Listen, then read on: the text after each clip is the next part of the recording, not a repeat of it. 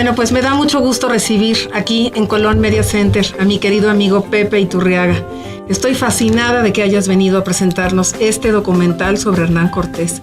Cuéntanos la historia del documental y seguimos platicando sobre este personaje tan controvertido. En primer lugar, fascinado estoy yo de estar aquí contigo en tu escuela, que es un ejemplo de lo que se puede hacer cuando hay pasión, como tú la tienes. Y bueno, una muestra de esa pasión es que me hayas invitado a hablar a los jóvenes en dos funciones, la de secundaria y la de prepa, sobre este documental que se llama Hernán Cortés, un hombre entre Dios y el diablo.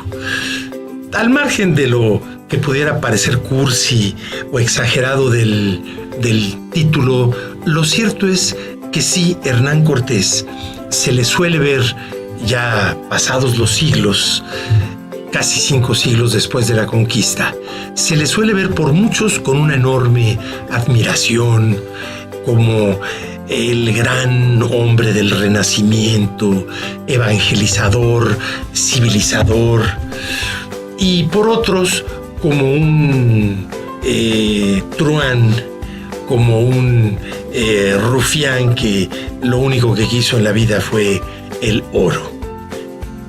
Lo cierto es que Cortés fue un ser humano como todos nosotros, y entonces algo hay de cierto en esos extremos tan polarizados.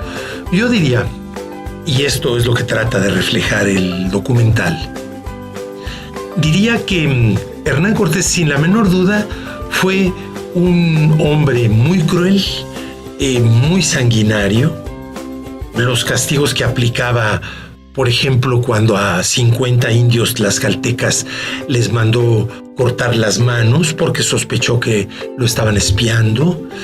Y según alguna fuente, a algunos de ellos además se les cortó las narices y los regresaron a Tlaxcala caminando, colgado del cuello, con un collar, cada quien sus propias manos y la nariz colgando. O cuando mandó cortar los pies al piloto del barco español que iba a desertar con otros, a 2 marinos los ahorcó, y a este piloto simbólicamente, nótese, no lo mató, le ordenó cortarle los pies. Bueno, pero eso implica una muerte.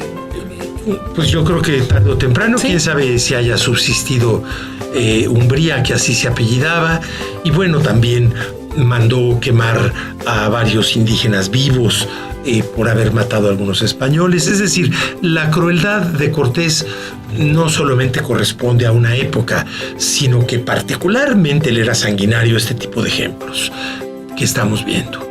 También hay que decir que por supuesto que al principio el móvil que él tuvo para venir a México era precisamente la búsqueda de oro. Y no hay que leer a los detractores de Cortés para acusarlo de que venía tras oro. No, hay que leerlo a él.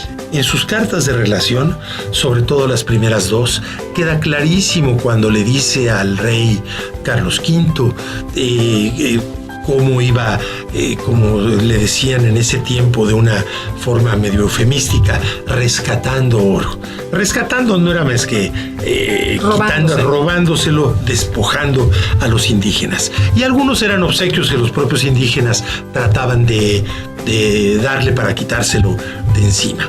Lo cierto es que tuvo aspectos muy negativos, pero tuvo otros que son notables, que habría que tener en cuenta.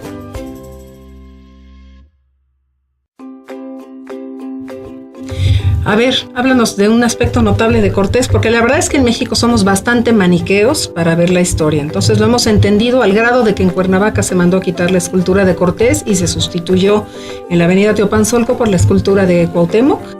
Lo hemos entendido así como una gran herencia, como la herencia maldita, pero como tú dices, estamos hablando en español, ¿no? A ver, cuéntanos.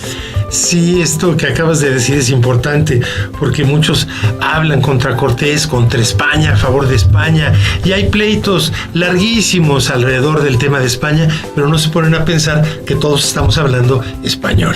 Es decir, no podemos ignorar ni dejar de aceptar, reconocer nuestras dos raíces, la indígena y la española. Y ya que lo reconocemos, pues hay que estar orgullosos de ambas. Bueno. Esto no quiere decir orgullosos de Cortés, no, orgullosos de que una de nuestras dos raíces sea la cultura española. Muy bien. Bueno, las partes positivas de Cortés serían, por un lado, por ejemplo, bueno, positivo para algunas personas, no necesariamente para mí. Fue un militar genial, absolutamente genial.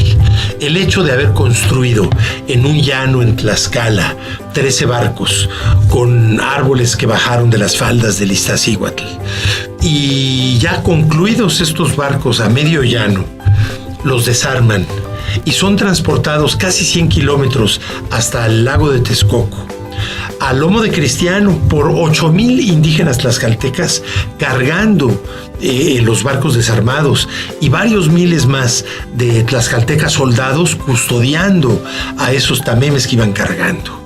Y luego todo este cargamento en Texcoco lo vuelven a armar, botan en el lago de Texcoco los 13 barcos, y gracias a ellos se puede cerrar el cerco a Tenochtitlán por tierra, a través de sus 3 calzadas, y por agua, por el lago de Texcoco con los barcos.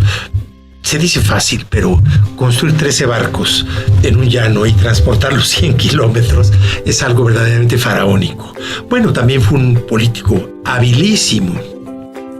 Cuando la toma de Tenochtitlán, que eran 150,000 soldados los que derrotaron a los aztecas, de esos 150,000 soldados, 148,500 eran tlaxcaltecas y de otros pueblos indígenas. Los españoles eran nada más 1,500 en números redondos. Entonces, ¿cómo logra esto Cortés? Por la habilidad política. Hizo lo que Maquiavelo dice en El Príncipe: el enemigo de mi enemigo es mi amigo. Claro. Y eso hicieron los pueblos indígenas, y eso hizo Cortés, hacerse amigo de los enemigos de los aztecas. Bueno, tenemos que despedirnos ahorita. Quisiera ya nada más que nos dijeras cuántas tumbas tuvo Cortés y en dónde quedó finalmente, en dónde quedaron sus restos. Bueno, así como peregrinó en vida Cortés prácticamente toda su vida, también ya muerto, pues murió en España. Y a lo largo de ese trayecto ocupó 8 tumbas en 5 iglesias diferentes, porque siempre estuvo sepultado en templos, y estos 5 templos diferentes de 3 ciudades también diferentes. Reposan los restos de Cortés en el templo del Hospital de Jesús en la Ciudad de México, que fue fundado por él en 1524, y que está a 4 cuadras del Zócalo de la Ciudad de México, entre 20 de noviembre y Pino Suárez. Bueno, pues muchas gracias. Esto fue una producción de Colón Media Center para todo el público, y especialmente para el público de la Colón. Muchas gracias, querido Pepito. Muchas gracias a ustedes.